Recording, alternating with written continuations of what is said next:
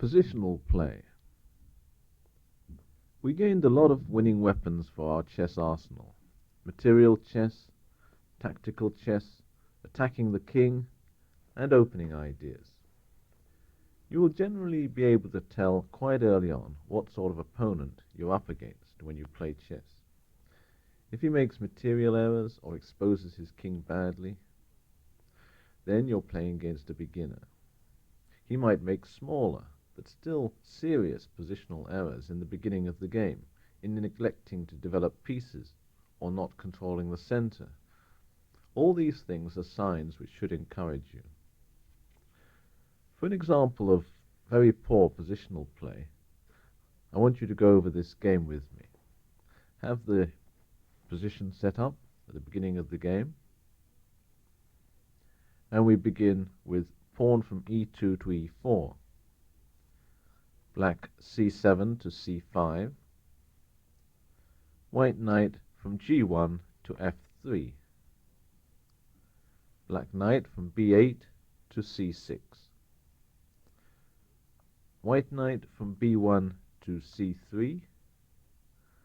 And black pawn from d7 to d6. Is this last pawn move useful? Yes, it is, since it attacks a central square and releases the bishop at c8. White now played knight from f3 to g5. Is this a good move? No, it isn't, because the knight moves twice when other pieces are inactivated. Furthermore, it crosses to an advanced position which it can't maintain. Black played knight from g8 to f6. White now played bishop from f1 to c4. Your study of material chess should now help you to see what white is threatening and also what you should do about it.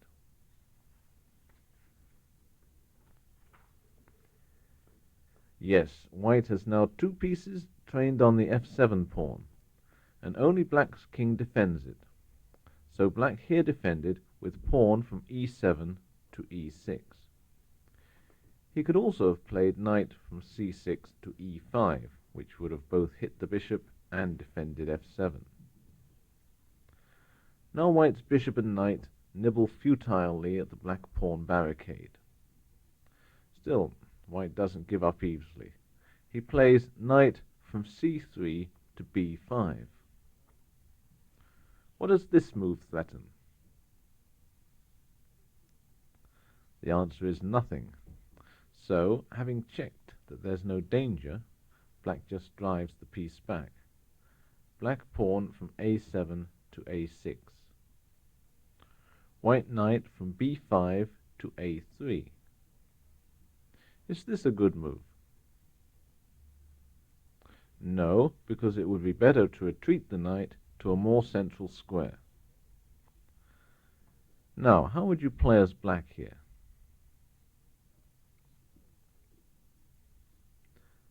Black chose here to play pawn from d6 to d5. Now, if you can increase your control of the center with gain of time, and in this case by attacking the exposed white bishop, then this must be a good positional move. We should note, however, that though black understands positional chess well, he, she, or it, is weaker at material and tactical chess. There was a better move to be played here. If you put black's pawn from d5 back to d6, I want you to find a way to win a pawn for black. Perhaps you notice that the pawn at e4 is defended by the knight at g5. So, by driving away the knight at g5, the e-pawn must fall. Let's play pawn from h7 to h6.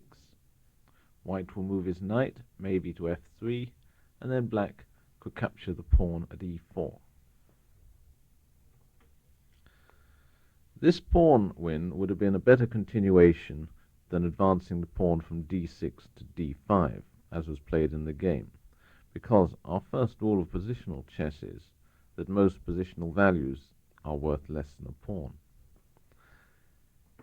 Now let's put those pieces back. Have the black pawn on h7.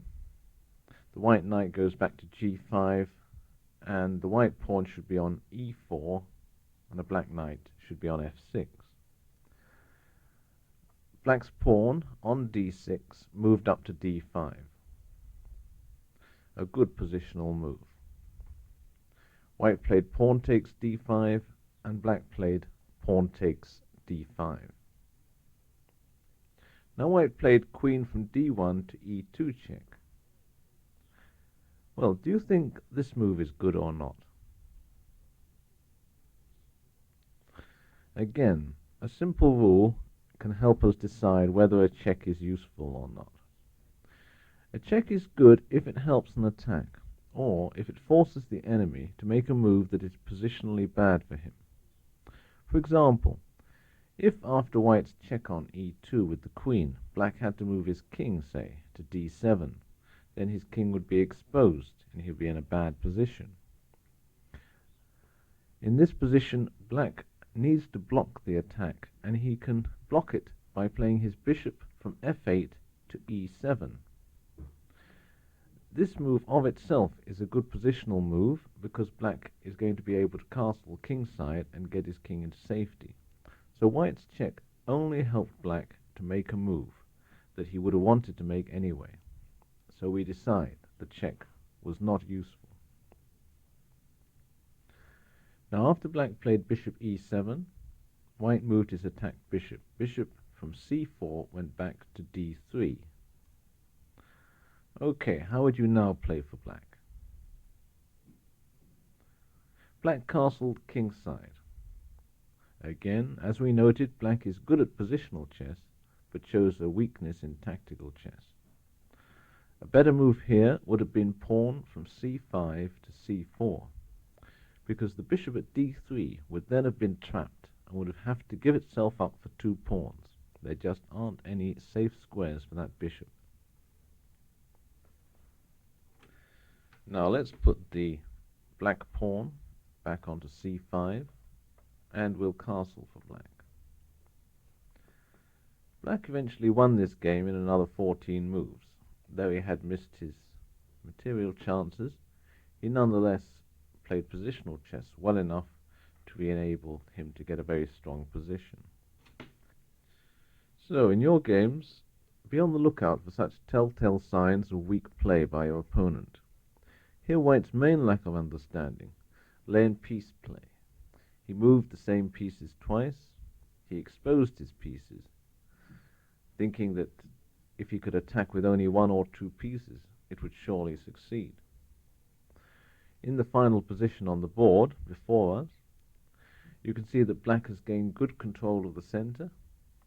He has not exposed his own developed pieces, whereas the white pawns block his own pieces in. For example, the bishop at c1 has got no scope whatsoever.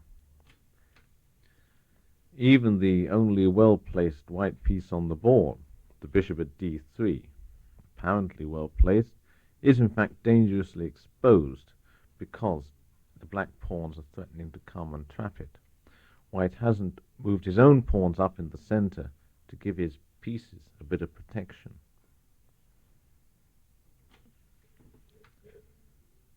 As your chess improves, you'll run up against opponents who don't make obvious errors, who can develop their pieces, keep their kings safe, and not lose material easily. Then your powers must be increased by adding to your arsenal the weapons of positional chess. The first thing you must realize, and the most important, is that you're dealing with small advantages. Against a strong opponent, there's no way he's going to give you even a pawn for nothing, and the value of most positional pluses is worth less than the pawn. The second thing to understand about positional chess is the importance of the pawns, not only in controlling the center, but also as weaknesses, and as the chief factor in determining the mobility or otherwise of the pieces. That was 3 aspects of the pawns I said in the last sentence. Did you get them all? If not, rewind, re-listen. Now, we're going to look first at pawns as weak in themselves. It helps to have a large immobile target, such as the king, to concentrate on.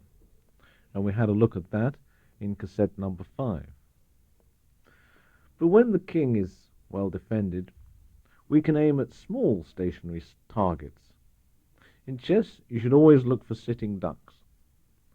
Now, pawns can be such targets, but like the king, we must find out when it's worth attacking them.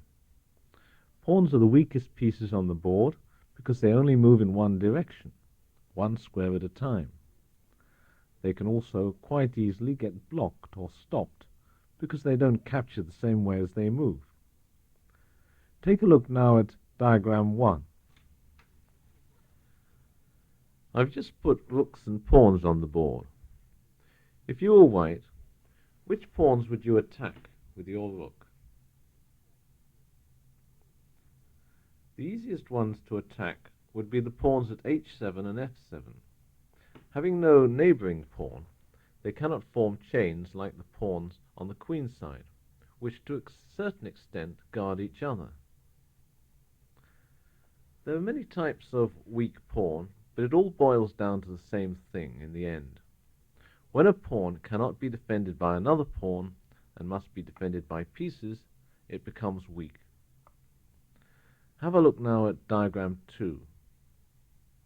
There are 3 isolated pawns here, the pawns at b2, b7, and d4. It's interesting that even among weak pawns there are degrees of weakness. The d4 pawn is the weakest of the 3 isolated pawns because it lies on a half-open file, which means that black can attack it with queen and rook as well as knight. What about the black pawn at e6? It is not isolated, having a neighbour at f5, but this neighbour cannot support him, and thus the e6 pawn is also weak. It is called a backward pawn. Once again, being on an half-open file, it's weaker than the 2 isolated pawns at b2 and b7, because it's more easily attacked by the major pieces. There's always a chance that a backward pawn can catch up. Here, if black could play his pawn from e6 to e5 and then to e4, he would have a strong pawn at e4. But this is unlikely to happen. As is natural and commonplace when dealing with backward pawns, white nails the pawn at e6 by attacking the square e5, the square in front of the pawn, and that's why the e6 pawn can't advance. Another type of pawn structure which can sometimes, but not always, show the same weakness as isolated and backward pawns are the doubled pawns.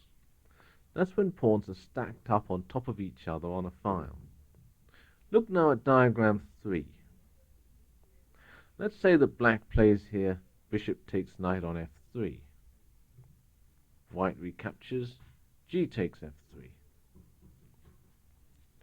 White has now actually got one set of doubled isolated pawns on f2 and f3, an isolated pawn at h2, and all are weak, as they cannot be defended by other pawns. On the other hand, black pawns on the queen side at c6, c7, b7, and a7 form a solid clump, and none has lost the capacity to be defended by other pawns. These pawns are not soft targets. Look now at the king's side in diagram 3. Suppose it's white's move, and he plays one knight takes on f6. Black could now recapture with the e or the g pawn. Which recapture would you choose? So switch off here because this isn't an easy question. This is an interesting question, and it shows how positional advantages and disadvantages can balance out and you're left with an even position. We've said previously that it's important to control the center with pawns. Therefore, the more pawns you get in the center, the better. So g-pawn takes on f6 is a good move, because there's a rule that says you should always capture with pawns towards the center. However, it does isolate the pawn at h7, which could become a target. On the other hand, if black plays e-pawn takes on f6, his pawns are not weakened, though he loses some central control. I would tend to prefer playing g takes f6, judging the central control to outweigh the weak pawns, but there are many strong players who disagree with me.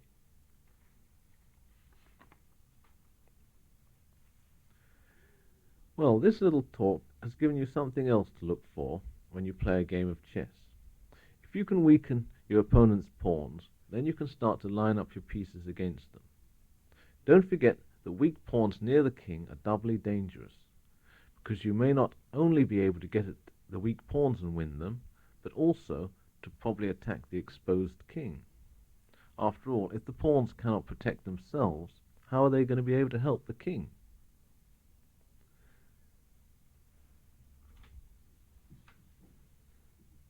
Closely connected with weak pawns are weak squares. Pieces are constantly seeking posts where they can be safe from attack by enemy pawns, and weak and isolated pawns offer such outposts. Pawns need to be side by side in twos, because they can't control their immediate front. Two pawns together can do the job for each other. Take another look at diagram 2 now. The square in front of white's d-pawn would make a good outpost for a black piece, as would the square e5 for a white piece. Now, put a white pawn at c4. Notice the effect of the pawns working together to deny central positions to the enemy. Weak pawns mean weak squares, but there are cases when strong pawns can also mean weak squares. This happens in a chained formation. In diagram 4, we have an example of a chain of pawns leading from f7 to g6 to h5. This is a double-edged formation. On the one hand, the pawns are very strong, as they defend each other. They also repel certain types of attack. Look how the g6 pawn defends against the rook, which is attacking along the g-file. It also defends against the attacks of the bishop coming from d3. Now, on the other hand, the white queen at c3 and the bishop at b2 slice right through the pawn barrier and threaten the black king. And the white knight at d5 is also ready to invade on a weak square, the f6 square, and this is a square which has been weakened by the chained formation that black has adopted. So remember the difference. Weak pawns are something to be attacked, maybe you can win them. Weak squares are only weak if your pieces can take advantage of them. Now let's turn to the pieces. What we've learnt so far about pieces was all learnt on cassette number 2 on opening play, and we learnt how to develop them, hopefully one at a time, to give them all scope before we advanced further. We also learnt something about not exposing pieces. On this cassette we're going to look at the pieces as individuals. After all, they all move in different ways, and so they all have different positions in which they work best in. First we're going to take the rook. Now what do we know about rooks? Well, we learnt not to expose him, but to put him on open or half-open files, if possible near the center. Which is better, a half-open or an open file?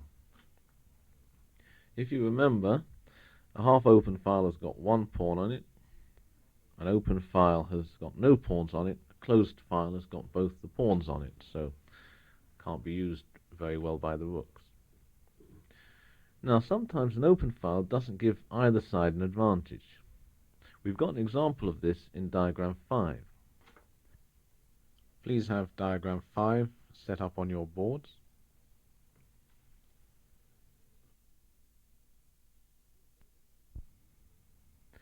Here both sides can use the open file, and if white plays rook from a1 to d1, black plays rook from a8 to d8. Neither side can get control of the file, and the rooks are liable to be exchanged. Equal position. It may be a different matter if one side cannot get to the open file. We have another example in diagram 6. White can play here rook to c7, and his rook invades enemy territory. Our discussion of the open file leads us to a study of the 7th rank, which is a positional feature that belongs chiefly to the rooks. It would be natural to assume that having an open file, one should advance the rook down as far as possible, right down to the 8th rank. Or, if you were black and had an open file, you go right up to the 1st rank. But this isn't always the case. In the first place, your enemy will often have a rook of his own on the 1st rank, so you'll just be walking into danger. In the second place, on the 7th rank, there may be rich pickings to be gained because the pawns are all lined up on the 7th, or 2nd rank. The rook attacks them sideways, and from this direction they are quite vulnerable. They cannot call upon their fellows to defend themselves, and they must get help from the stronger units of the army. In our example, the white rook has arrived on the 7th, and he'll win one of the pawns because black cannot defend them both. In our study of the use of open files, doubling of rooks is often important. That is, one rook is put behind the other. This often helps to maintain the rook on the 7th if he's attacked by an enemy rook. For example, from diagram 7, if black plays rook to f7 to challenge the rook at c7, white can move rook from f1 to c1 to support his rook on the 7th. If doubled rooks on a file can be strong, doubled rooks on the 7th can be a killer. They can whip through the pawns and cause tremendous inconvenience to the enemy king. Let's look at an example which shows the attacking power of doubled rooks on the 7th against kings and pawns. This is going to be diagram number 8. Using mate threats, white can clean up the pawns on the 7th rank without allowing black any time to make aggressive moves of his own. Switch off here and decide the sharpest way to play. Play white rook to g7 check, black king to f8, white rook takes on h7. There's now a threat of mate by rook to h8, so black plays king to e8. White rook from d7 to e7 check, black king to f8. White rook takes on b7. Again there's the threat of rook h8 mate. Black king to g8.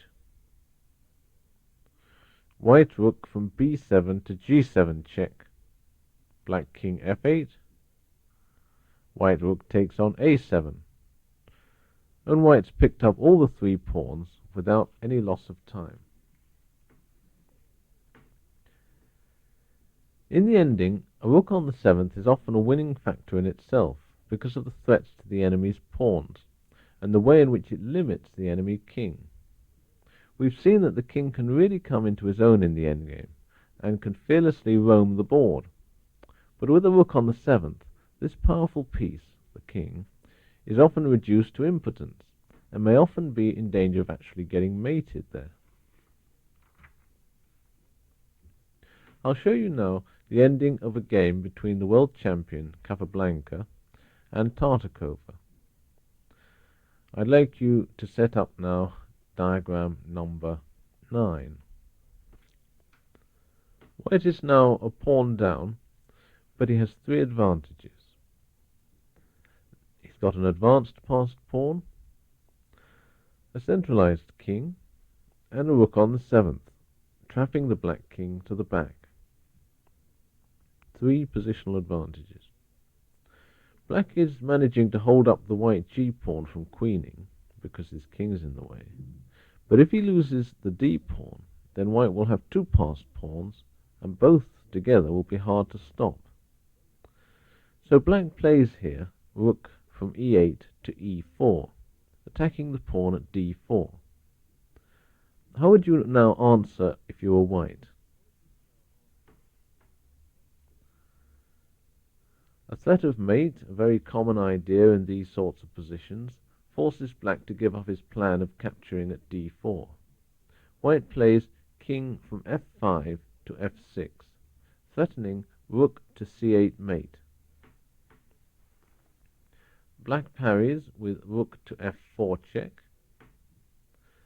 and now white goes for the d-pawn. White king to e5, black rook to g4. How do you play as white again? Switch off here. A difficult move, this one. White plays pawn to g7 check, seeming to give up the pawn for nothing. But in fact, white gains something from this. If black plays rook takes on g7, white rook takes g7, black king takes g7, white king takes d5, white's managed to exchange the rooks off, and the queen pawn will queen, because the white king can command the queening square. Okay, after white played pawn to g7 check, in fact black didn't capture, but he moved his king to g8. This didn't help him at all, though, as after white played king takes d5, white's d-pawn eventually did queen. We still have a few more tricks to show with the rooks. The rook on the half-open file is often as strong, or even stronger, than one on an open file, since the opponent cannot use the file himself. Let's look at diagram 10 here, and we have a choice of half-open files for the white rook. Which one would you choose for your rook? We have a link up here with what we learnt earlier about pawn weaknesses. It's much better to put the rook on the C file, where it strikes against an isolated or backward pawn, than on the E file, where the pawn is defended by another.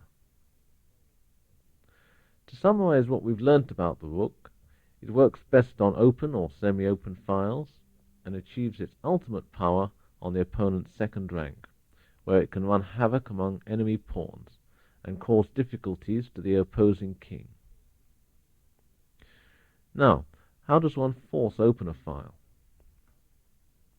Usually a pawn exchange is needed. Please return your pieces to the start position. Now if you play your pawn from e2 to e4 as white, and black answers e7 to e5, now you have 2 potentially open files, the F file or the D file. By advancing the move pawn to f4 or pawn to d4, you could force an eventual exchange, because the black pawn at e5 is a stopped pawn. It couldn't move past and thus duck away from the exchange. Now retract those pawns. Play first white pawn to e4, and now play black pawn to d6. White pawn to d4, black pawn to g6, white knight to c3, black bishop to g7. Black has moved his pawns only 1 square to let his bishops out, but in this case it'll be harder for white to force an opening of files. If he plays pawn to e5 sometime, black may exchange pawns, but he may also push forward his pawn from d6 to d5, and thus avoid an opening of files. Games like this, where one or both sides hold back with their pawns, are often called close games because it's harder to open the files in them. One trick to remember when your opponent is attacking you is that you can often make sure that the files are never opened against you. For example, have a look now at diagram 11. White wants to open the files against the black king, but he's helpless. If he pushes pawn to g6, black doesn't capture, but simply plays pawn to h6. And if white plays pawn to h6, black also doesn't capture, but plays pawn to g6. So the white rooks will stay out of the attack. On the other side of the board, black, if he is to play, is more lucky. His attack can get going. He can move his pawn from b5 to b4. And this move forces open a file, because it attacks the knight at c3 and the pawn at a3 at the same time. White may allow the a file to be opened by pawn takes b4 and black then plays pawn takes b4. Or white can allow the b file to be opened by moving his knight back to b1 when black captures on a3. But either way, the black rooks will get some activity, some file to work down.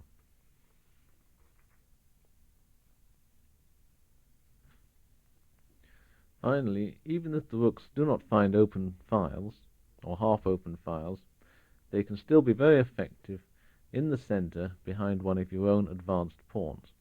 In that way they support the pawn in its advance, and if the pawn gets exchanged, they'll be ready to make use of the open central file.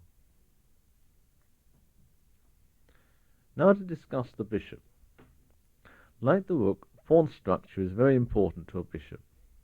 One's own pawns and the opponent's can both impede the path of the bishop. So a clear path leading to a target or through the center, that's what a bishop needs. If you remember what we said about the pawns, then a weak enemy pawn will often make a good target. I want to talk a little bit about the double life of the bishop. If you remember the rook, he was almost always developed on the first rank, hardly ever put right near the center. A bishop, however, can be developed both at a distance from the center and very near to the center itself. Let me give you an example first of distant development. Let's go from the start position. Play one pawn to g3 for white. Black pawn goes from e7 to e5. White bishop goes to g2. And black plays pawn to d5. The advantage of this development, which is very popular, is that the bishop strikes across the center, and as you can see, looks at both e4 and d5. And of course, its line also leads as far as the enemy queenside position. Secondly, the bishop suffers from no exposure from enemy pawns being placed at g2. Now, what's the disadvantage of this development? Can you see? The chief disadvantage is that the move one pawn to g3 is not a move that puts a pawn in the center. Secondly, it takes two moves to develop the bishop, even though its post it reaches is a very fine one. As a result, white here lost a little time in the center, and black has been able to occupy it with pawns. After having developed his bishop at g2, white will need later to re-establish his pawn control of the center, and he'll probably do it by making his pawns control the same squares as his bishop does, so that the two can work together. For example, he might play pawn to d3 and then pawn to c4, and this is increasing his control of the squares e4 and d5, squares which are attacked by his own bishop. Now I want to show you a quicker way to develop the bishop. Let's go back to the start position. Play pawn to e4, black pawn to e5, white knight to f3, black knight to c6, white bishop from f1 to c4. Here white has played more economically.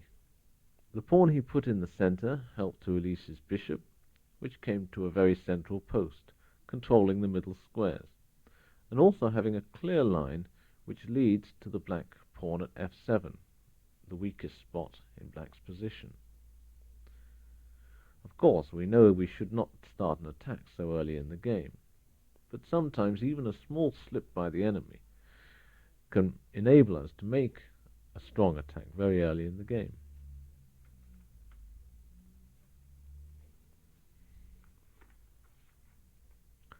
Now, what's the disadvantage of bringing the bishop so early to c4? What do you think? There is a possible exposure of the bishop to black pawn advances in the center. In this position, the exposure is not dangerous, because black cannot play pawn to d5 here, due to the placing of the white pawn at e4. Still, I can give you an example of a central bishop development which would be quite wrong due to exposure. Let's return again to the start position. If we play for white pawn to e4, and black plays pawn e6, now white plays bishop from f1 to c4. Here black can play pawn to d5, which puts a pawn in the center with gain of time and drives the bishop back. Now let's look at another example. Back to the start position. We'll play pawn to e4, black pawn to e5, white knight to f3, black knight to c6, white bishop from f1 to b5. This is the famous Ruy-Lopez opening. It seems the bishop has gone too far. If black plays pawn to a6, white bishop to a4, black pawn to b5, white bishop to b3, what do you think of the position now?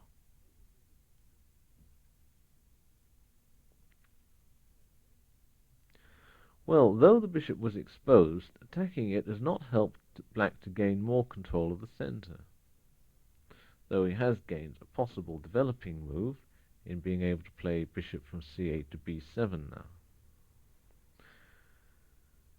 Also, the white bishop has been driven away, but it hasn't been driven to a poor position. So, overall, the exposure did not have bad consequences for white. As you can see, I've referred to the idea of exposure here, but I haven't introduced any new positional elements. I've just joined up the idea of central control and development and related them to exposure. Now here's another exception to the exposure rule, which you should be able to understand, so I'm just building on another idea which you've already learned. Let's have a look at diagram 12. White here has just played bishop from c1 to f4. Question I want to ask you is the bishop exposed to the move black pawn e7 to e5? The answer is yes, but black should not play this move, because he would leave himself with a backward weak pawn on d6, an ideal target for the white pieces lining up along the d-file. As you can see, until black played pawn from e7 to e5, his d-pawn was defended very well by its brother at e7. You could call this an example of provocation. The provocation of a pawn weakness by developing the bishop to an apparently bad position. Let's have a look at another sort of provocation. This one is from diagram 13. Here white can play bishop from c1 to g5. Seems that the bishop can be driven away by pawn to h6, white bishop to h4. You could, of course, take the knight, but I'll deal with the relationship between bishops and knights at a later section. Anyway, just forget that move. Play your bishop back to h4 like a good boy. Now, bishop's on h4. Black plays pawn to g5. White goes bishop to g3. Now, has white gained anything from his provocation? Switch off and consider this question. Yes, he's caused black to move the pawns in front of his king. And white now hopes to get an attack by pawn to f4, opening up the f-file. If after pawn to f4, black pushes his pawn to g4, then white will either put his bishop back on h4, or perhaps use his center for an eventual push with e4 to e5. Black is anyway definitely more exposed with his pawns advanced in front of the king than he was before.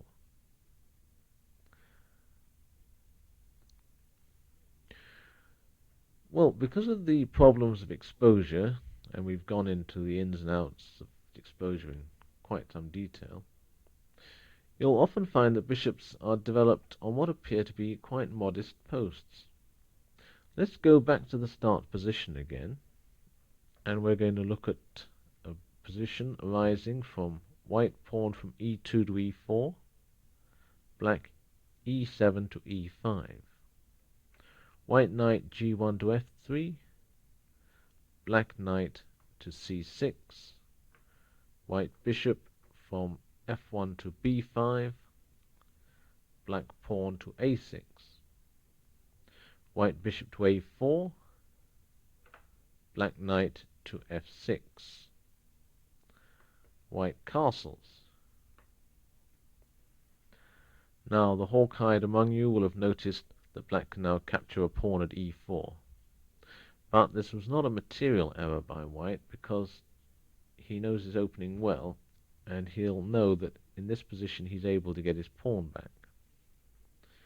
Now this isn't the place to deal with that particular opening idea, which belongs to the Ruy-Lopez system. I just want to look at the positional idea of where to develop the bishop from f8. Obviously, black needs to move it to castle his king into safety. The question is, where would you put it? So switch off and decide that. Well, you have 4 possible spots to place it. If you put it on a3, then go back to the cassette on material chess. If you play bishop from f8 to b4, this is a positional error, exposing the bishop and allowing white to build a pawn center with pawn c3 and then later pawn to d4. If you played your bishop from f8 to c5, this is quite good. There's still some danger of exposure here, though, due to white being able to play pawn c3, followed by pawn to d4. Now, had white got a knight on c3 already, which would have blocked the c-pawn, then bishop c5 would have led to much less exposure. That's because white wouldn't have been able to attack the bishop with the pawn so easily. Now, usually in this position, that is with the bishop on f8, black develops his bishop very quietly at e7. As you can see, the bishop has virtually no central control, as it's pointing at the wings, but it does allow castling to take place. What about playing bishop to d6? This looks a more advanced post than e7, and it does defend the e-pawn. I'd like you to switch off and decide what you think the disadvantage of bishop d6 is. It's quite a difficult question. When you've decided on your answer, then you can turn over to side 2 and hear me talking again.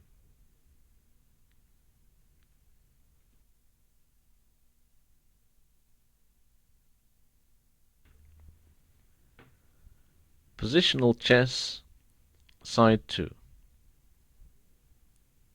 We were discussing the question of whether the black bishop from f8 should go to d6 or not.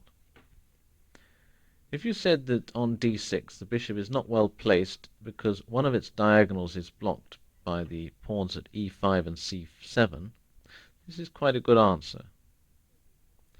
If you said that the bishop stops the d-pawn advancing and thus shuts in the other bishop at c8, this is also quite a good answer, but not completely true, as the bishop from c8 can develop when black plays pawn b5 and bishop to b7.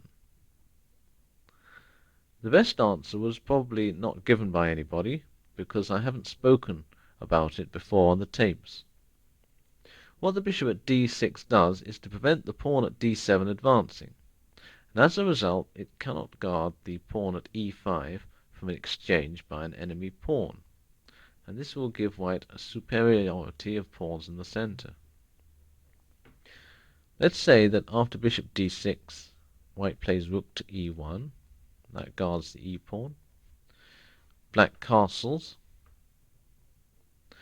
Now if white plays pawn to c3, and then pawn to d4, he'll be able to exchange black's central e-pawn, and then he'll be left with one pawn in the center to black's none.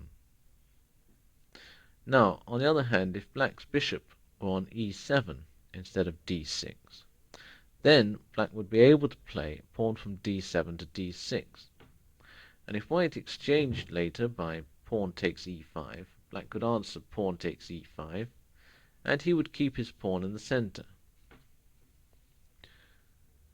Now, being able to form a little chain of pawns in the center like this allows black to keep some pawn control in the middle.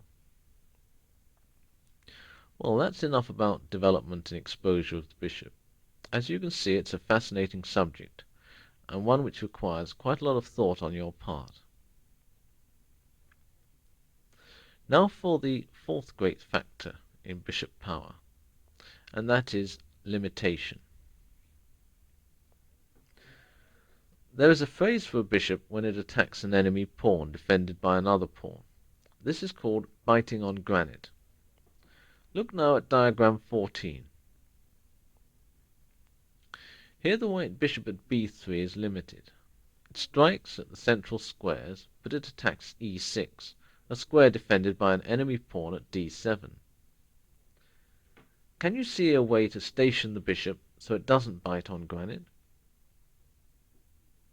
Yes, just move it to c2 when she attacks the g6 pawn, which, as you can see, is one of our famous weak pawns that cannot be defended by its fellows.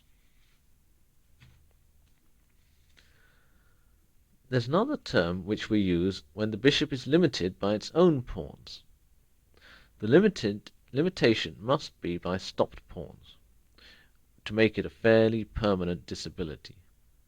The pawn should be in the center and on the same color squares as the bishop. Lots of qualifying factors, yeah? Now when you get that sort of bishop, it's called a bad bishop. Here's an example of how a bad bishop can arise. From the start position, have it set up, play one pawn to e4, black pawn to e6, white pawn to d4, black pawn from d7 to d5. White goes pawn from e4 to e5. Now both sides have now got a bad bishop. White's bad bishop is the one at c1, and black's bad bishop is the one at c8. They're stopped by their own pawns, and the pawns are in the center. Now black's bishop at c8 is particularly bad because it has got even fewer squares to work on than the white one. The white one, in fact, has got a reasonable diagonal, good diagonal, leading from c1 to h6. Of course, if white later moved his pawn from f2 to f4, then his bishop on c1 would be much more severely limited. Black's only got about 1 or 2 squares for his bishop at c8. Now the disadvantage of the bad bishop is not just that the bishop has got restricted movement, but that the opponent can often use the squares of the other colour to invade on. Now I'm going to show you how this can happen. Look at diagram 15.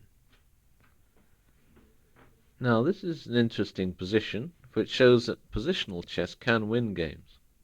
Material is dead level, but white's advantage is the better bishop. Black has the accompanying disadvantage of being weak on the black squares, the opposite colour squares to what his bishop's on. So far, he's managed to plug up his holes by sticking his king on f6, and that stops the white king from getting in either at e5 or g5.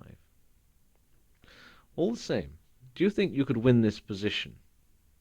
Switch off and have a think about it. What you must do is to aim for the pawn at h5. If you can get your bishop down to e8, while the black bishop is still at e6, then you can win this pawn, and later use it as a decoy, while you capture black's central pawns. However, if you play bishop to b5, black plays bishop to f7, and looks like you're getting nowhere. For if you play bishop to d7 now, black plays bishop to g6. You go bishop to c6, black plays bishop to f7. Just a game of ring-a-roses. Well, let's put white's bishop back on d3 and the black bishop back on e6. I'll give you another chance to try and win this game. Secret is to make black run out of moves, so he has to make a losing move. Okay, let's play bishop from d3 to b5. Black goes bishop to f7. Now instead of going bishop d7, you can go bishop to c6. This puts black in zugzwang. This is an idea that frequently turns up when one side has got very restricted movements. Here black can't move his king without letting the white king in, so he plays his bishop from f7 to e6. And now white swoops in to e8, attacking the h-pawn. Of course, black can't defend it now by playing bishop f7, because after white plays bishop takes f7, king takes f7, then king takes f5, white wins a pawn anyway, and this ending should be quite easy for you to win. Now, diagram 16 shows the disadvantages of a bad bishop in the middle game. Once again, we have the double disadvantage of the bishop itself having this restricted movement, and the ability of the other side to use the squares of the opposite color with impunity. Now here we can see white infiltrating on e5, f6, and even h6. The worst thing about having a bad bishop is that even if you escape disaster in the middle game, your endgame prospects are equally poor. Now for a few test questions. Start the game again. Play pawn from e2 to e4, black pawn e7 to e6, white pawn to d4, black pawn to d5, white knight from b1 to c3, black knight to f6, white bishop from c1 to g5, black bishop f8 to e7, white pawn to e5, black knight from f6 to d7, white bishop takes e7, and black queen takes e7. Both sides have exchanged a bishop, but who has got the better of the deal? The answer is white, because he has rid himself of a piece that was hampered by its own pawns. Now return again. Let's discuss another position. Play pawn from e2 to e4, black pawn to e6, white pawn to d4, black pawn to d5, white pawn e5, black pawn c5, white knight to f3, black knight to c6, and now play bishop from f1 to b5. Now, please tell me positionally whether this move is good.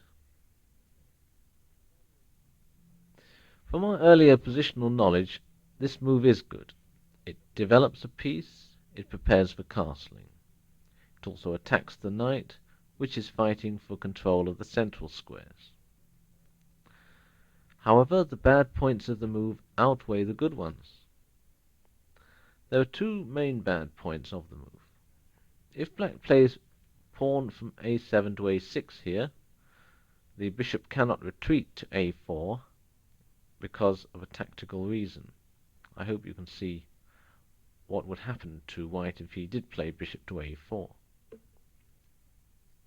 Yes, black could then trap the bishop by pawn b5, bishop b3, pawn c4. Ouch. Okay, let's put all those pawns back. Pawns back to c5, pawn back to b7, white bishop back to a4. Well, better put it back on b5, under attack from the pawn at a6. So, white must exchange, and by doing so, he brings an enemy pawn nearer to the center. He plays bishop takes c6 check, black pawn takes c6. So that's one thing he's done. He's brought more enemy pawns to the center, and the other thing is he's parted with his better bishop, and he's left with the one which is blocked by its own pawns. You might say that white has doubled and weakened the enemy pawns, but here the doubling is only temporary. Black will be able to exchange his pawn at c5 for the pawn at d4, and then he'll be able to play his second pawn up from c6 to c5, attacking the central d4 square a second time. Eventually, black must end up with more pawns in the center. So, pay particular attention to whether your bishop is good or bad, and that will give you a reason to exchange it or to keep it. In tournament games between strong players, a bad bishop can be a winning advantage on its own. It's very interesting that the bishop alone of all the pieces earns this adjective, bad, which shows how important this factor can be. Now, in other forms of restriction and limitation, eventually, by maneuvering, one can possibly improve the situation of a badly placed piece. Not so with a bad bishop. There's often no way to change the pawn structure, and you're just stuck with it. So if you get a bad bishop, best thing you can do is to exchange it for an enemy knight or bishop, if you can get them to come your way. The next member of our colourful array of pieces is the knight. The centre for the knight is very important, but he's a short mover and he can't control the centre from a distance like the bishop or the rook. Usually he'll be placed on the third rank, sometimes though on the second. In fact, unlike a bishop, he's said to have a natural square at f3 or c3, that's if you're white, or it's c6 or f6 if you're black. Have a look at the start position. Now train your eyes on the knight at g1. This knight could go to h3 or f3, or if we played our pawn up to e4, it could go to e2. Now of those three squares, f3 looks the best. h3 is a long way from the center. e2, even though it controls some central squares, does block the action of both queen and bishop. So here, f3 we usually say is the natural square for the knight. Now later on in the middle game, the further advance of the knights into advanced attacking positions depends above all upon the enemy pawn structure. Pawns again. Let me give you an example of what I mean. Have a look now at diagram 17. Here the white knight at c3 is developed near the center, but apart from that, it's doing nothing in particular. you can quickly see that all the advanced central squares that the knight attacks are defended by enemy pawns. On the other hand, if he goes to a4, then the c5 pawn it would attack is also defended by an enemy pawn. I suppose it could try to get in at b6, but this square is too far away from the center to be of great importance. Now what about rerouting the knight to another promising position? Put him back at c3 and move him to e2.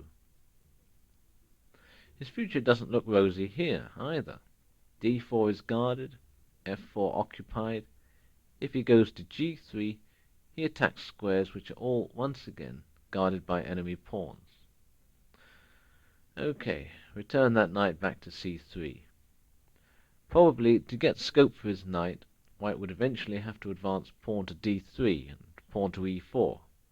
But in this position, it was black's move, and here black came to the rescue with pawn d6 to d5. His plan was clearly to gain more central control, and to open the d-line against the backward white pawn at d2. But this move has a serious positional drawback. Can you see what it is? Switch off here. Yes, of course. Black inadvertently increased the scope of the white knight by weakening his pawn at c5. White now played knight from c3 to a4, and to defend the c5 pawn, black had to use his queen, playing queen d8 to a5. So, from this example, we can see that weak pawns will mean weak squares. And that means increased scope for the knights, who can now advance to better posts unexposed. In fact, weak pawns do not mean that the square the pawn stands on is weak. It may also mean that all the squares along a line are useful posts for occupations. Take diagram 18. Where are the weak pawns?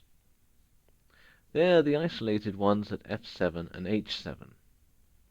White looks at them hungrily, not because he is liable to be able to capture them quickly, but because they can no longer control any of the squares along the h and f files, and therefore will not be able to repel borders.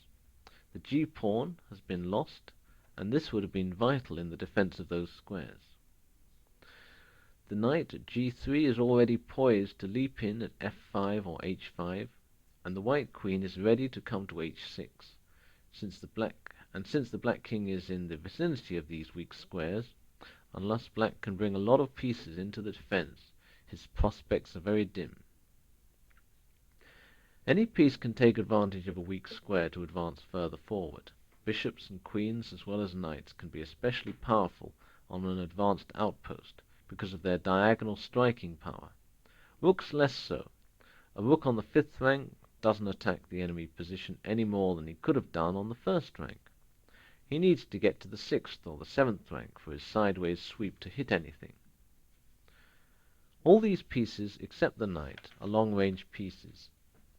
They can benefit from advanced outposts, but don't need them desperately, as they can still be effective from a distance.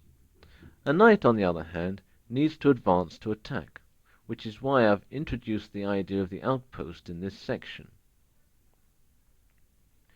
Though I've given you the basic idea about increasing the power of your knight, there are many twilight positions when a knight may be able to advance even though the square it goes to is strictly speaking not a safe one.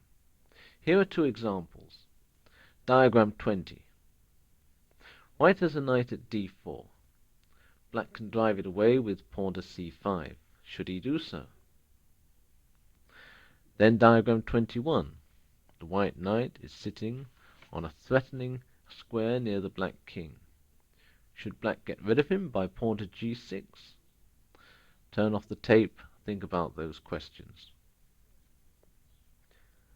In the first example, black pawn to c5 would not be good because it lets the white in onto the b5 square, where it has a good outpost.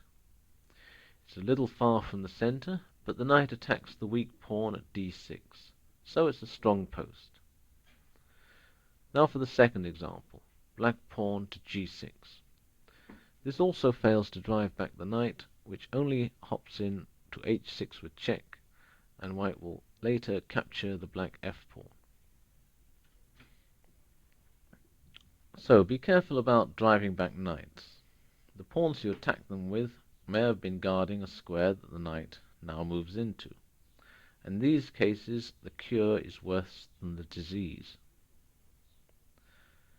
Having talked about how pawns can help or hinder the knights, I'd now like to say something about how the knights can affect the pawns. After all, the pawns, though inferior in strength, have their work to do in controlling the centre, and they also need to work to help other pieces besides the knight. All the pieces and pawns interrelate to some extent, and to develop one piece well, you may need to sacrifice the interests of another piece. This is what is meant by harmony of development, giving attention to how the placing of one piece may affect the others. Let's have a look at harmony among the pieces. Let's go back to the start position. Play pawn from d2 to d4, black pawn from d7 to d5, white pawn from c2 to c4. White plays a pawn to attack black's central position and to help open the c-file. This looks like a good positional move, but is it a material error? Experience has shown that if black plays pawn takes c4, white can regain his pawn after playing pawn to e3, threatening bishop takes c4. However, we shall not discuss this specific opening idea in detail here.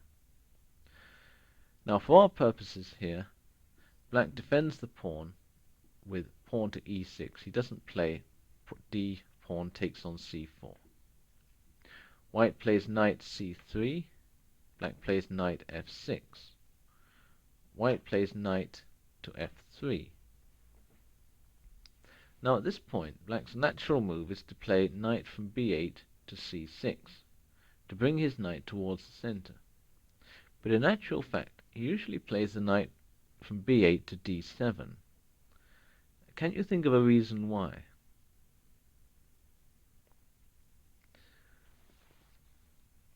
Well, here black is sacrificing the interests of his knight at d7 and also to an extent his bishop at c8 in order to help his central control. He doesn't want to impede his c-pawn, and this pawn can either advance from c7 to c6 to support the pawn at d5, or it could advance, say, to c5, and this would help to open the c-file for the rook. Now, if black had put his knight on c6 instead of d7, then he would probably have found it very difficult later to open a file by playing pawn to e5 from e6, and of course he would have blocked his c7 pawn, and so he would have found his position getting very cramped. Now you might say that white has developed his knight from b1 to c3, and why didn't he put it on d2 in the same way that black did? Well, the answer to this is that white's c-pawn had already moved to c4, and the knight which goes to c3 doesn't block it. In this position too, the knights had developed at f3 and f6. Now here they are impeding their f-pawns, but it's this side of the board which white is going to put his king. He's going to probably castle kingside, and therefore it's not so likely that white will want to advance his f-pawns. So remember about the natural squares for the knight, but remember to be flexible about it when you don't want to impede your pawns for various positional reasons. The queen. The strongest piece is the queen, and yet in the early part of the game she shows her feminine characteristics, the power behind the throne. The trouble is that she's vulnerable to almost every other inhabitant of the chessboard, so it's often very difficult to find her an active spot which is not exposed. Fortunately, like the rook, like the bishop, she has a long range, and it's not vital for her to advance to increase her power. In fact, her power increase is normally due to the terrain rather than how far forward she is. If you think back a few moments about the rook and the bishop, try now to consider the queen's characteristics, which are a combination of these two pieces. Given the need to develop the rooks along the first rank, we can deduce that the queen will move up to the second row, though not usually further until the position is clearer of pieces, or unless some work needs to be done mugging the enemy king. On the second rank she is usually fairly secure from short-range pawns and enemy knights, but she can still be in trouble against the rooks. A bad positional error is to put your queen on an open file. I'll show you why. Let's go to the start position. Play pawn to e4, black pawn to e6, white pawn to d4, black pawn to d5, white e takes d5, black e takes d5. We've got an open file now. White knight f3, black knight f6, white bishop d3, black bishop to d6, white castles, black castles, white knight to c3. Here, to enhance the power of the queen, and I imagine a computer might start thinking like that, it would move the queen from d8 to e7. But this would be a bad move because the queen could be driven off by white playing rook from f1 to e1. Even when there are pieces lined up on a file, the queen still feels uneasy, so the best place for her, if she wants to go on a good file, is to choose a half-open file. Then the opposing rooks can never get at her. Let's have an example from the Queen's Gambit. Now, go back to the start position, please.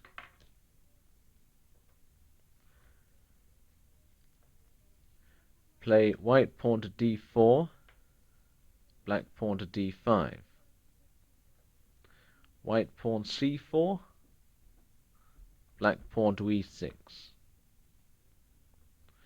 White knight to c3, black knight to f6. Bishop from c1 to g5, bishop f8 to e7. White c takes d, black e6 takes d5, white pawn to e3, black pawn to c6, white bishop to d3, black castles, white knight f3, black knight from b8 to d7, white queen from d1 to c2. Now the queen has moved on to a half-open file. She's not exposed to enemy rooks, and she also enjoys a strong diagonal leading across the center even as far as the h7 square. The penalty for extreme exposure of the queen can be loss of the queen by trapping. The board is a small world, and even such a mobile piece as the queen can find all the exits barred and bolted after only a few moves. So from the start, back to the start position, we play pawn to e4, black pawn to e6, white pawn to d4, and now black plays queen to f6, increasing the scope of the queen. White plays pawn from e4 to e5. Well, that's the trap. Black should now go back to d8. What would you do if if black played queen to f5 here?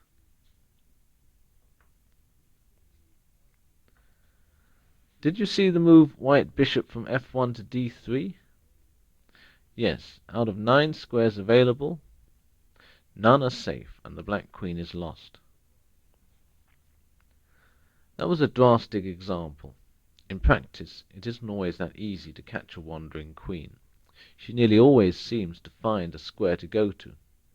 Sometimes trapping is possible, but it needs a high level of skill, usually tactical skill, to see how. Back to the start position. We'll play the move pawn from e2 to e4, black pawn to c5,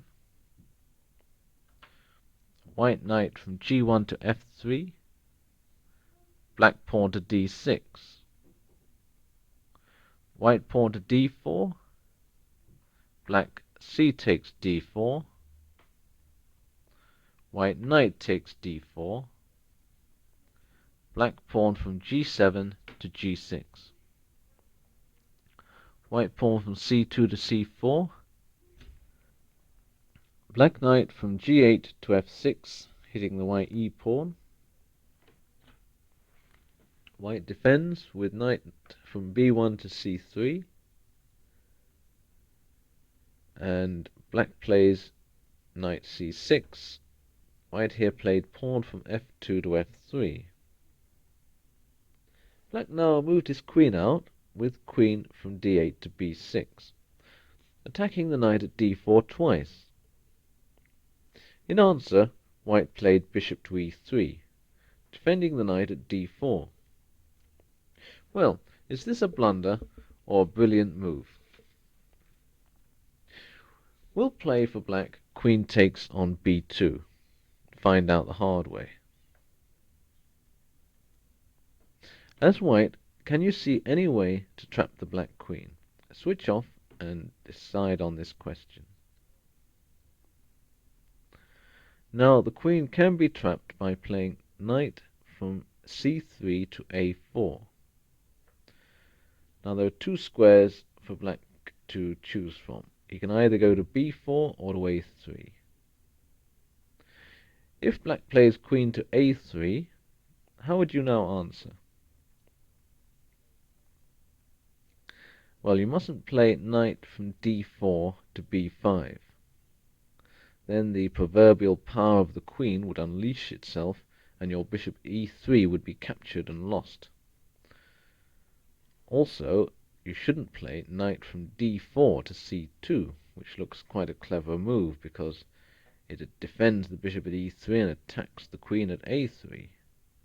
However, it does block the line of defense to your knight at a4. Black would be able to play queen takes a4.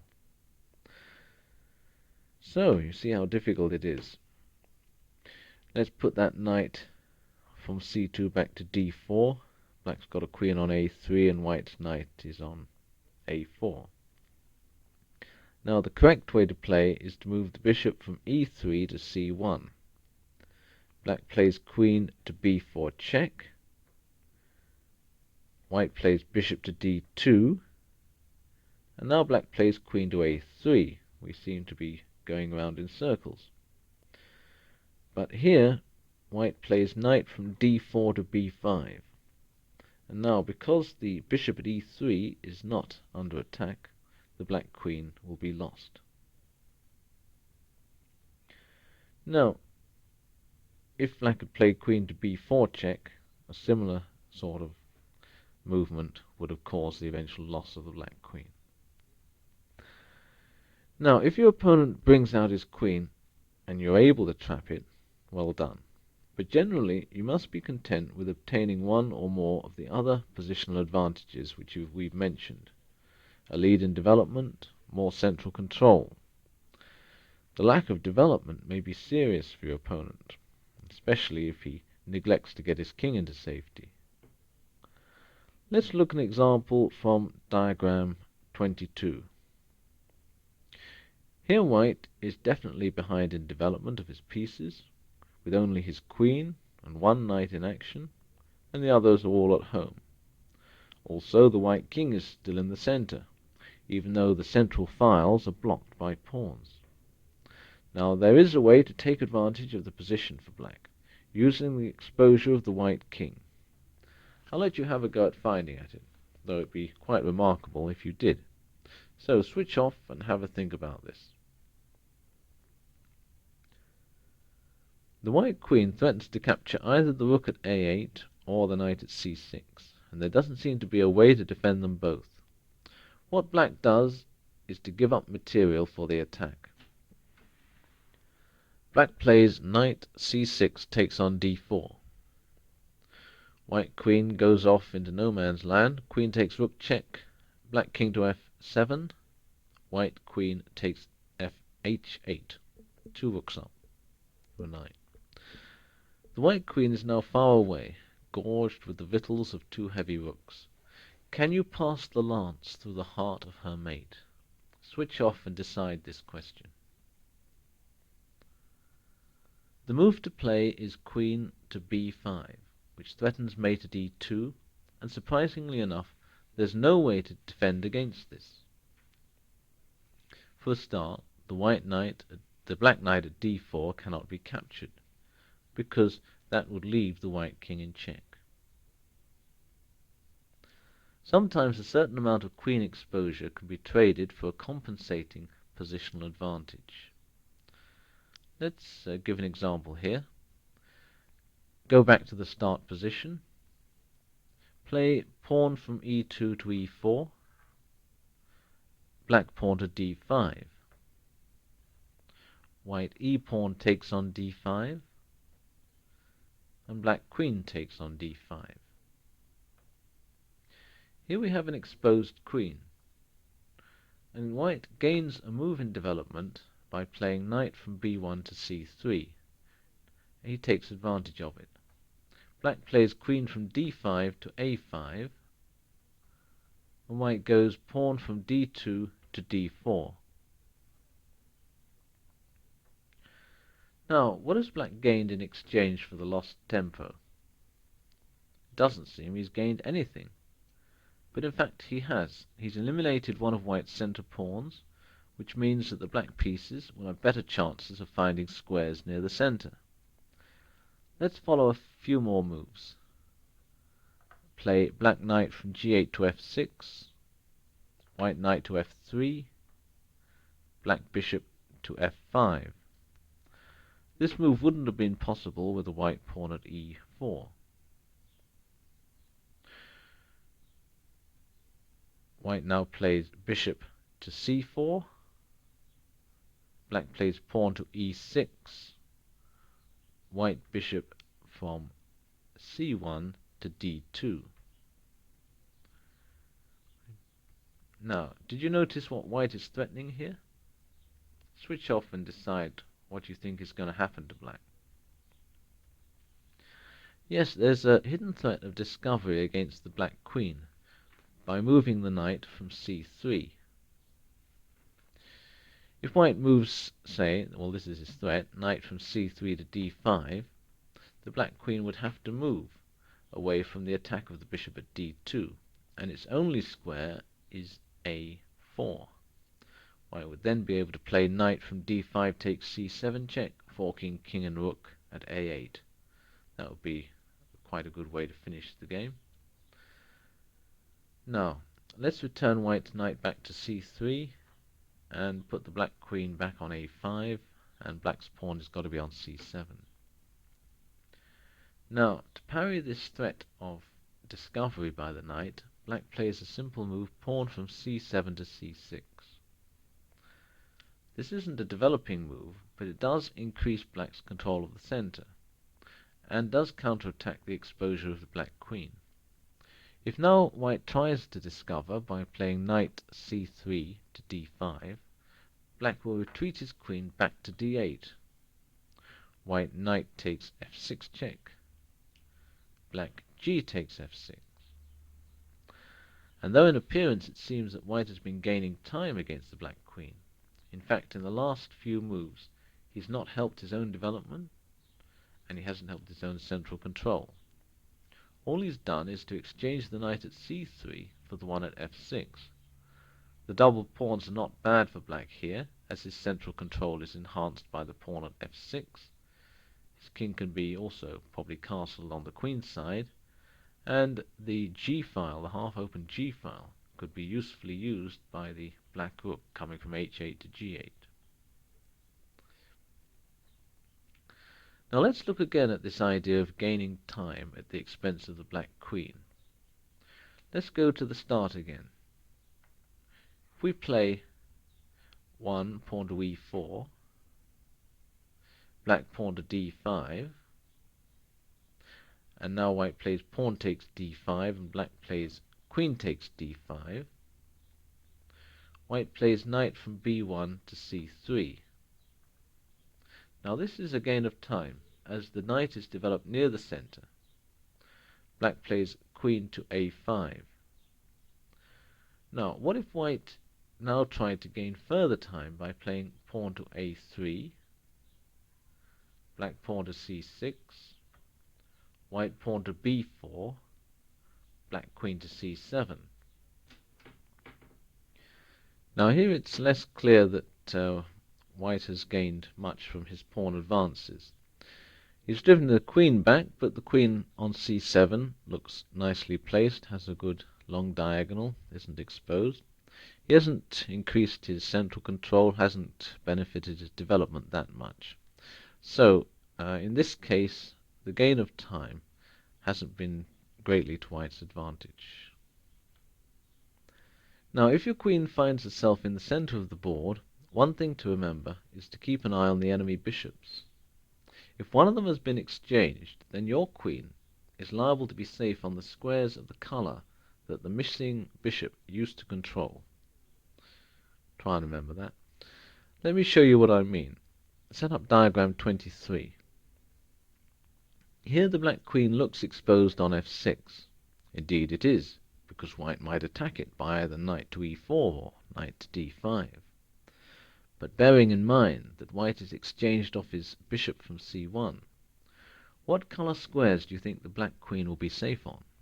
Switch off and think about that. Yes, the answer is the black squares, so you had a 50-50 chance of getting it right. If white plays here knight c3 to d5, hitting queen and c-pawn, how should black reply? Black's only move is queen to d6, defending everything and also attacking the careless horseman which has strayed into his territory. Now replace the black queen at f6, white knight back to c3. Play instead knight from c3 to e4. How do you reply now? Again, best is black queen to f4. Did you notice that if white now tries pawn to g3, then the black queen always has the safe retreat back to h6? Again, a black square, and again, thanks to the absence of the enemy bishop. So, you may ask, why go to all the trouble of exposing your queen? Why not just sort of keep her at home all the time? The answer is, her power is increased in the center. So don't hold back with your queen all the time. Use her aggressively but safely. And in this section of the tape, you should have gained many ideas about when the queen is exposed and when she can safely be used at more aggressive post.